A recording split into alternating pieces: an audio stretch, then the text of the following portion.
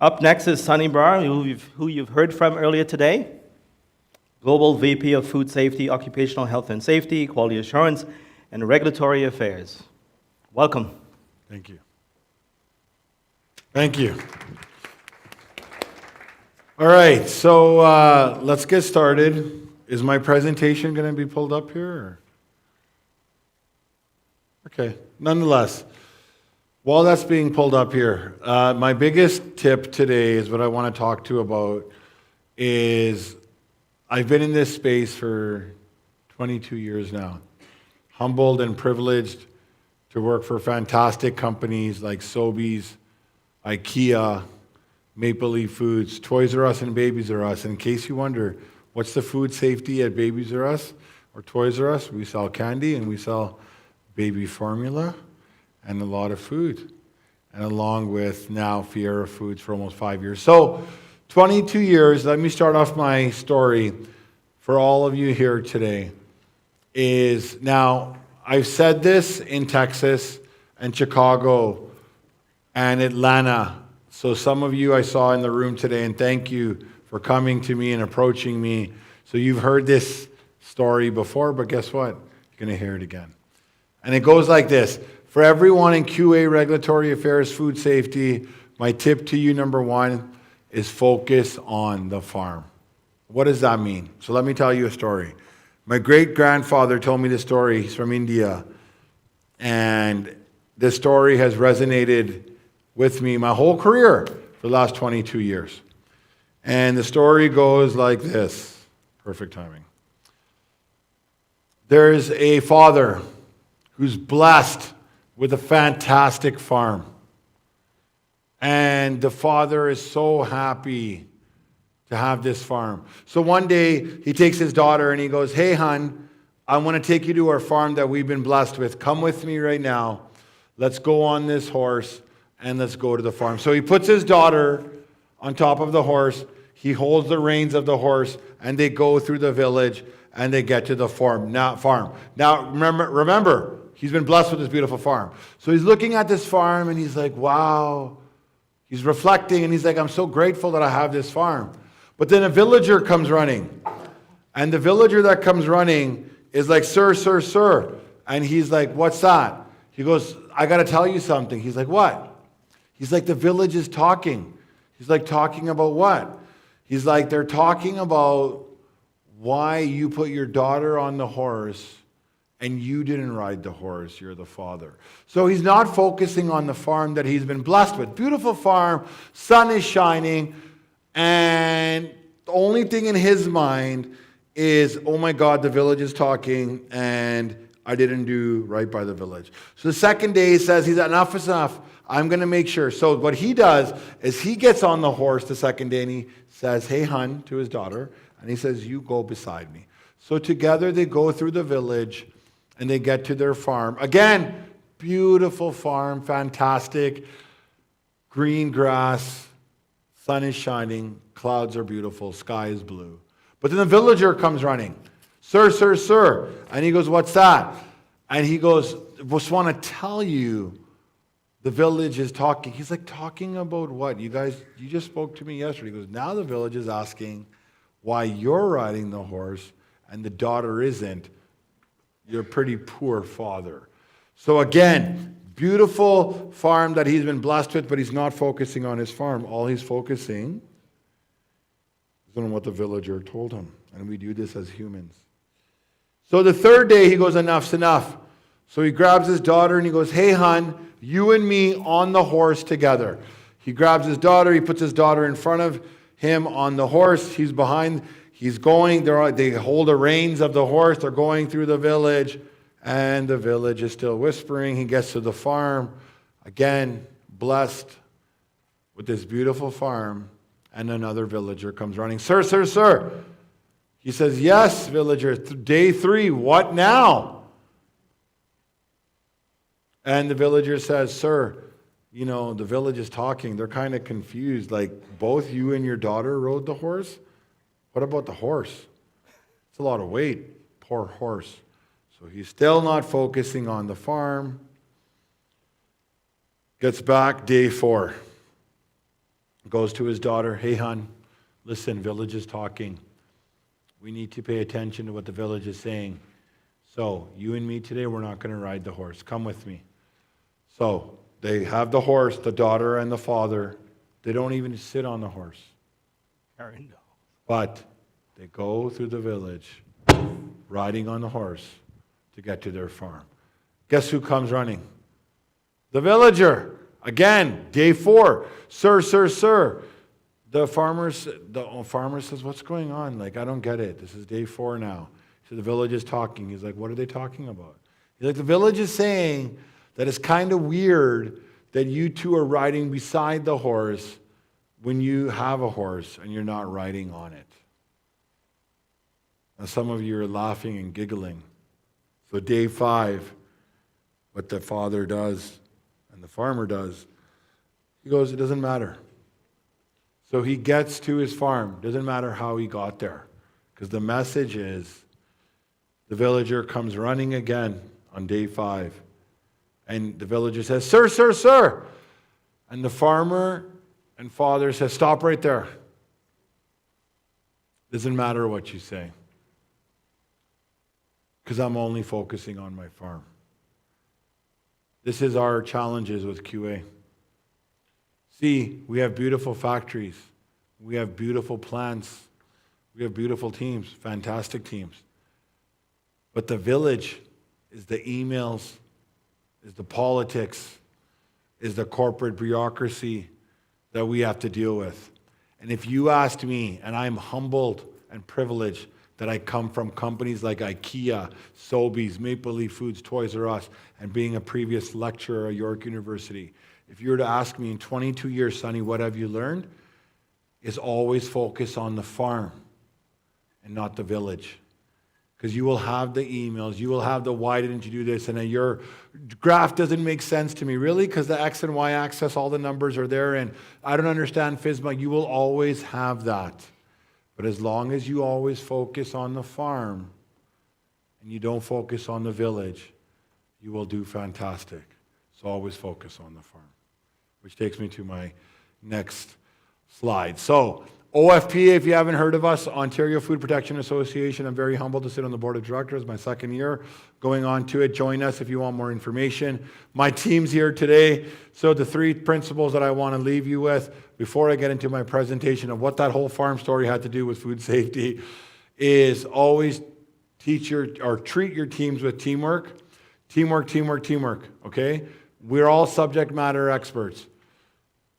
You can have your masters, you can be in regulatory, you can be in food safety, you can be in food science, you can be in occupational health and safety, but we all make our teams together. Communication, it's all important, okay? So if something was said in a meeting, it didn't sit well with you, your feelings were hurt, that's important. But don't just hold it in. Communicate, Sonny, I didn't appreciate how you called me out on that. Communicate and respect. All of you are in a position of authority. Just because you're in a position of authority doesn't make you a police officer. Okay? And this is my biggest tip. I've been doing this for 22 years because old Sonny used to be a QA cop. And newer Sonny, developed Sonny, is a QA partner. So let's get into that. Documentation. This is all about audits, audits, audits. Now, I will talk about how AI is going to play a role, but I'm old school, okay?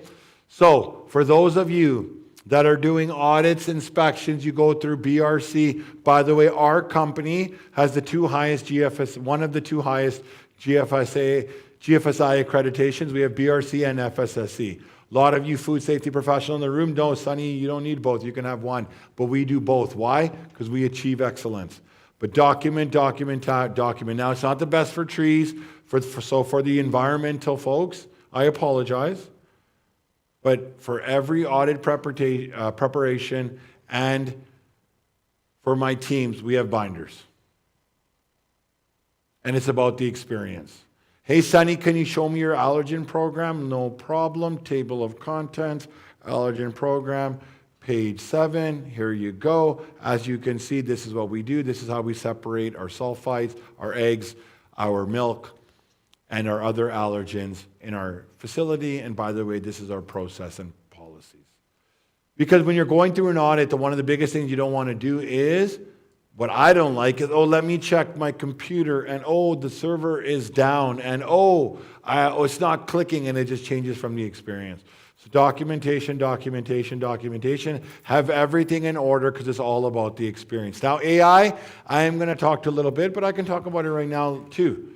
AI is the future. I will never say that AI will replace EQ. If I see an auditor or a manager, a supervisor or manager, VP, president, doesn't matter, and they're upset, my intelligence will tell me right now isn't the time to bring this up, right? Agreed? I see heads nodding.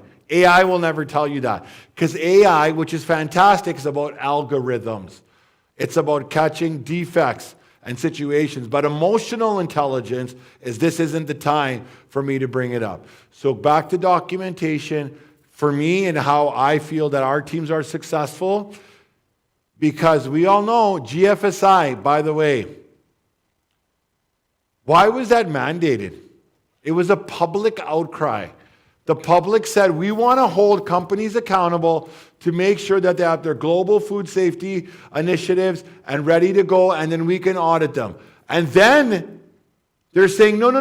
We don't want to do announced audits. Won't say a certain customer rhymes with OSCO. And we want to do unannounced audits, and we also want to do x-rays. You know where it's eventually going to go? I get the concept. I'm not naive to that. Unannounced audits. We should be able to audit you anytime when we want and come in and say, hey, we're ready, and you should be ready to show us your facility and your documentation, your allergen programs, and your traceability, and your mock recalls, and your commitment to food safety, and your management system and controls. Cool. But in business, that doesn't really work, right? How many of you have unannounced audits part of your portfolio? Hands up. 1, 2, 3, so a good 20, okay? So there's a window, right? So are you taking vacations in that window? No, right? So it's, right, what's that? No one, right? Which is, thank you for sharing that, because it's true. Because even with me, I'm like, so my director's name is Tyler, and I'm like, Tyler, okay, you can take this day off, the audit's 2 days. We know if the auditor's going to come, it's going to be on the Thursday and not on the Friday, or not going to be on the Friday and Monday. It's a 2-day audit, so let's make sure that we don't take vacations on this day. So it keeps everyone on edge. But I'll tell you right now where the industry is going. It's going to be unannounced audits only. Because the theory is, doesn't matter if you're not there or not there, your team should be able to explain your food safety program. So, artificial intelligence, absolutely important. We heard X-ray, all right? We all know a company, won't say their name, I already did, but they're mandating everyone by 2028 to have X-rays. Do we all know who that company is? No? Okay, thank you. You said it, I didn't. They're a customer of ours. Yeah, okay, cool. Good for you. Do X-rays capture everything? Are X-rays 100% foolproof? They are not, okay? So I'm a big believer on visual detections, but X-rays, I get it. It's a good complement to the program. What it'll do, early detection, predictive maintenance, and data fusion and integration. So what does that mean, predictive maintenance? So it'll look at algorithms, right? We have noticed that your bagel department in the last 17 months has not had a deviation or issues, but now today we had an issue. AI says, hey, what's going on? Great for AI, and I respect AI, but for those of you, and I got a standing ovation on this in Chicago, when I said about this, AI will never replace EQ. I respect AI, but I will always respect the human intelligence more than a machine. So, what are my tips? For those of you that do inspections, hit the floor. Now, my team's here. My team knows. Yeah, I get it. Our job is administrative. We're on the computer, Outlook, hey, meeting request and report. That's all important. But hit the floor. So my team knows, including Sonny. And if you didn't learn from my panelist session, Sonny talks in third person. Sonny says, it's okay, I got you. You don't have to laugh, I got you. I'm making eye contact, which is making totally even more awkward, but it's okay. Hit the floor. You can do as much as inspections that you want. Hit the floor. Because I'll tell you right now, your factory, your manufacturing, your plant, your stores aren't going to respect you until you hit Sonny just comes whenever he wants. Sonny comes when I get it. Guys, I've been doing this for 22 years. Okay, team? But if you don't hit the floor, it's not about hitting the floor, but just for hitting the floor. But it's talking to people. So what I'm very big on is, hey, how's it going? Vladimir, come here. Vladimir, was any issues? Oh, the belt's ripped? Did you capture that in your pre-op? Here's the thing. See, I feel as QA and food safety and regulatory, we are so quick to write people up and go to HR. And that is a wrong approach. Because I'm not here to be a QA cop. I don't want people to see me on the floor and be like, oh, Sonny's here. Oh, and they're all like this, and they're all hearing this. They took them down, and they're all good. Lab coat's good. That's cool. That's respect to Sonny. That's not what I want, because I work for this company. I'm not an inspector. I'm part of this family. So hit the floor and talk to people like people. And then you make the judgment. Now, I'm not naive, okay? If something's a blatant violation, that has to be addressed. But let me share a story with you. Now, for those of you that heard me speak in Texas, a couple of you are here, I choked up, full disclosure, in Texas when I said this. I'm not going to choke up now because Sonny told himself that he's going to be a professional, but it hits home. And the only reason I share with you that I choked up, because it hits home. The story goes like this. I was a younger QA and food safety and health and safety specialist. I started health and safety and food safety at 22 at IKEA. I'm now almost 44. And you guys already heard the companies that I've worked for. So I was trained by my trainer at that time, who I disagree with, and if I ever saw her now, I would tell her that she was wrong in the way she coached me. Sonny, QA and health and safety is priority, and if anybody on the floor doesn't understand, you write them up. Right? It's a lot of our mentalities that we have. See, so I met this woman named Maria. Now, Maria was with the company for 20 years. I won't say which company. That's not the point. The point is the message. 20 years she's with the company. Sonny comes in, sees her with a necklace on. So what did Sonny do? Oh, you have a necklace on, Maria, in front of everybody. And said, I'm taking you to HR. It's a violation. You need to go back to your locker, take your necklace off, and come back. Because Sonny was trying to prove himself. Because I was young. What Sonny didn't know, and this is the lesson, 3 days later, Maria came to my cubicle. I didn't have an office back then. And she goes, hey, Sonny. I go, hey. She goes, I just want to let you know I resigned. And I said, why? She goes, you embarrassed me in front of my colleagues. And there's people here that smoke, that take 15-minute breaks. They go for 8 cigarettes a day, and that's already 4 hours, just them smoking.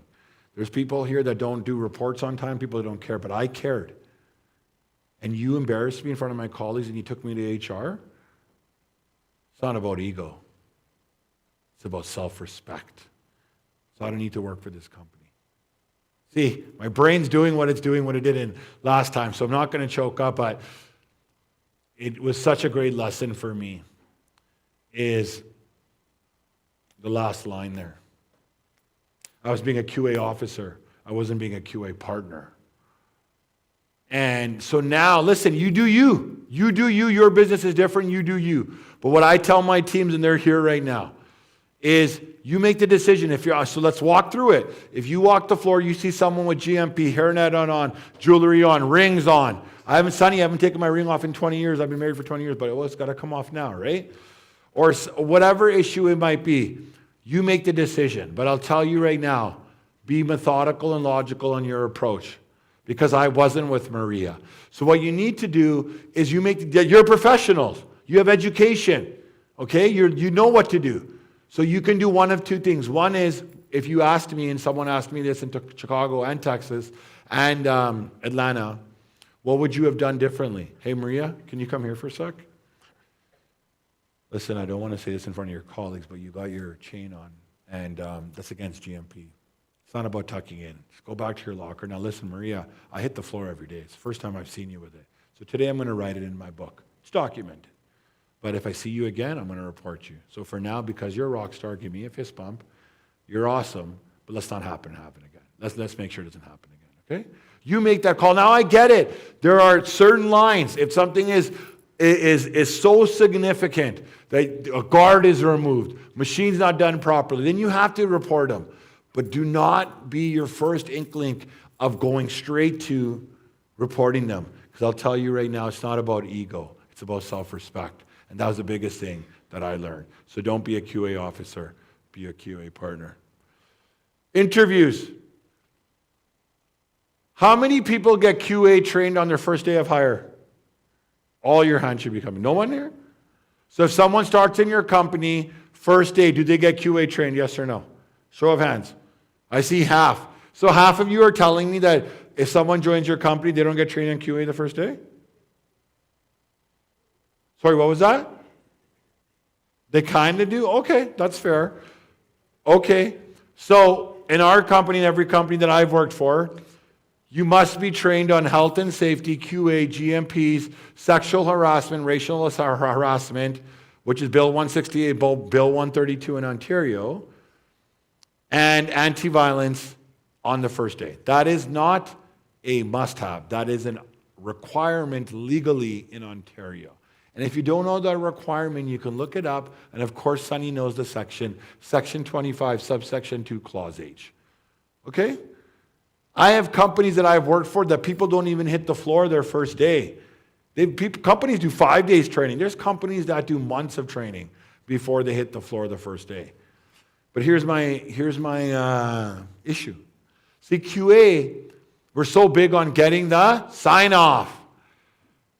Michael started right. I love it. I love when heads nod in agreement because it shows me that, yes, you got the sign-off. I understand GMPs, I understand allergens, I understand my roles and responsibilities under food safety, I understand what PPE I have to wear, my lab coat. Great, you got the sign-off? Good. Woo! I'm legally covered. Do you think an employee who starts their first day, do you think their focus is QA or getting a paycheck? Exactly. So don't forget, it's not just QA they review. What are employees getting on their first day of hire?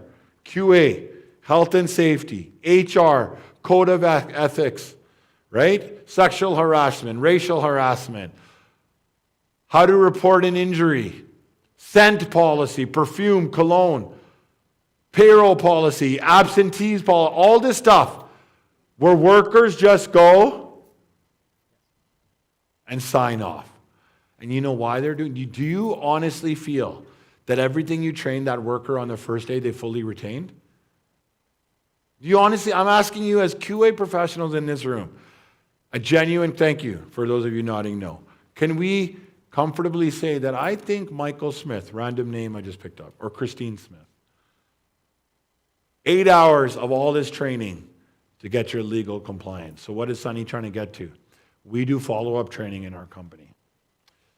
Hey, Christine, you joined us yesterday. That's fantastic. Awesome. Can you tell me, if we had a fire today, do you know where your designated meeting area is? Christine's 90% going to look at you. There's a designated meeting area. But you signed off on it. But don't be a cop. Be a partner. Hey, Christine, it's okay. I got you. I feel you. Right? A lot of training yesterday, right? So let me tell you, if we ever had a fire or an ammonia leak or anything, right now, our evacuation spot is right there, and that's where you got to go. We do roll call. Hey, can you tell me if you found a wood chip in your butter, what do you do? Right? So it's about positive reinforcement. So listen, some of you could be looking at me right now and be like, Sonny, I already know this stuff, but that's not my point, and I don't care, to be honest. Because I am telling you here out of 22 years how to approach people. And if you were to ask me how I've been successful, and I'm grateful, and I'm not going to talk about the process it took for me to be a lecturer at York University, treat people with respect. Because the biggest thing that I feel that we can change in QA is we feel we are the cops, the business only runs because of us, and QA is at the top. You might not like what I'm saying, and that's not my point. I've been doing this for over 2 decades. But if you want everyone's buy-in, they're not being held on QA numbers. Most facilities are being held on production numbers and KPIs. Right? What does KPI stands for? Key Performance Indicators. So good for you if QA is a part of that, but I'm not naive to the fact that it's not. Now, I am humbled and privileged. I have 6 degrees and a master's. I didn't need to get my MBA, but I got my MBA last year. Why? Because I was tired of people around my table saying, oh, all you know is food safety and health and safety. So I got my master's. Okay? So this is something that's taught for those of you that have your MBA. You've heard about this Cotter's 8-step model, and I think it applies to all businesses. When we have an audit coming, I'm very grateful. Our company audit average is 99.12. We've had unannounced audits from our customers, from our visitors, BRC, FSSC, ISO 22000. We've had announced, unannounced. We usually have 37 audits a year in the 12-month calendar, and I'm proud that we hit 99.12. 100% on documentation. Auditors don't give 100%. They'll always find something on the floor. How do I create the success? This is my list.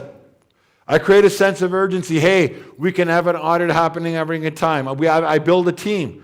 So in our company, we call it Code 1000. Fun fact, if you ever go to IKEA and you hear a Code 99, IKEA is smart because I worked there. Code 99 means lost child. Okay, so they don't want you to know. But what that means is as soon as a Code 99 is announced, all the department managers have to go by every single emergency exit and block it to make sure no parent with a kid is coming through. In our company, we said Code 1000. So what we do is we actually pretend that an auditor has come, not real, and we announce Code 1000. So people are like, oh, shoot, auditor's here, then everybody has everything together. Enlist an army, enable action by removing barriers. Okay? I get it. I just don't understand these people in the meeting. Well, Sonny, I don't understand. Well, Sonny, okay, cool. You do you, I do me. But you will get resistance. You're QA. Not everybody likes you. And if you don't know that by now, then you have an issue. Okay? Thank you for laughing for a little bit. But we all love each other, but not everybody loves us, okay? And then if you're successful, generate the short-term wins. Sustain acceleration, institute change is the biggest thing. At the end of the day, we're only successful because of a team. Don't make this mistake. Once you do a fantastic audit, you do something great. And in the next day you say, I just want to take a moment to thank sanitation and maintenance and production. No, because you're going to miss a department. And that department's going to notice that you missed them. So what does Sonny do? I just say, I want to thank you, everyone. Thank you, everyone, for a fantastic job. Okay? So, the fascinating journey of contamination detection's evolution and its vital role in securing the integrity of our food supply chain. It's happening. AI is important. Now, I'm not going to do this today, even though I'm going to do it, but I'm not going to do it. When I was speaking in Texas, I said that AI is so advanced. There was a study done in University of South Carolina that said by your phone, you can go and put the image over a food product, and by the characteristics, the food that your AI on your phone will be able to tell if it has bacteria detection or not. Some of you are nodding in agreement. Great. But see, what everyone started doing was University of South Carolina, so I hope you're not doing that today. But AI is the future. Do I think AI is the ultimate way? No. Because we as humans, we interact, we feel, we have love, we have emotion, we have a connection. So AI is important. Use it for algorithms. Use it for looking at your data. But to me, emotional intelligence is the most important. So before I wrap up, I want to say a couple of things. First of all, there's a saying here that my team's heard me say many times. Why we're so successful in our audits and our inspections. I played football my younger life, and I played for university also. Practice doesn't make perfect. Perfect practice makes perfect. All right? So if you keep practicing everything to its perfection, if I get asked about my allergen control, I get asked about my traceability, I get asked about my food safety program, I get asked about my leadership commitment, here you go. AI role I already discussed about. And the biggest thing, not even being a QA H&S cop and being an H&S QA and health and safety partner, is what I'm going to leave you with. Is over 22 years, and I respect all of this fantastic experience in this room, is don't focus on the village, don't focus on the noise, but focus on the farm. Thank you.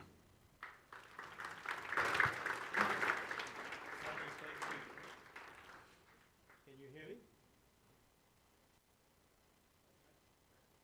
No? Okay, I'll have to raise my voice. Thank you so much for the... Oh, there we go. Thank you for the insight. Thank you for the detailed level of knowledge at the plant level. Where it really happens is at the plant.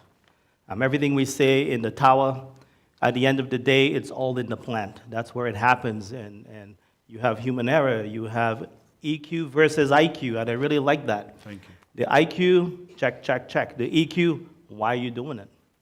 We care.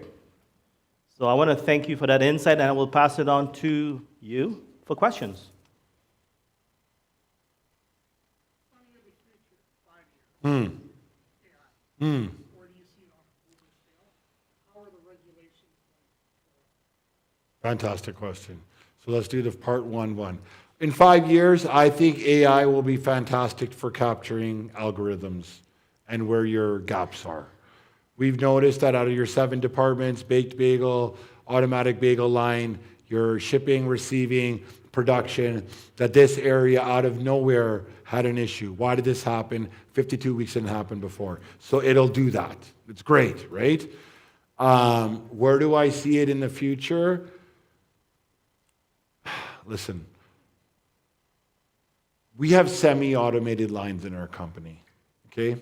We don't have fully automation, because you know what fully automation means? Does anybody know what fully automation means? Feedback. No people. That's what it means. We are fully automated that we don't need people. So my answer respectfully to you, sir, is AI will replace a lot of jobs.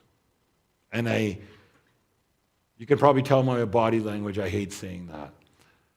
But AI will never replace humans, because there are things that humans know that AI will never know. But are we going to sit in this room on that fantastic question that you asked, that in 5 years, AI isn't going to remove jobs? It is, because robots don't call sick, robots don't get hurt, robots don't complain, robots don't file harassment issues. Robots do the work. Already integrated in the present supply chain. Right. Fantastic. You're right. You're absolutely. So for those of you who didn't hear that, the gentleman said that AI is already integrated in supply chain. You're right. But the key word you said is integrated, because it's going to evolve even more and even more. So without sounding negative, AI is going to replace a lot of jobs. It is. You got to be ready for that, including QA. Okay. Any other questions? Thank you. Yes, thank you.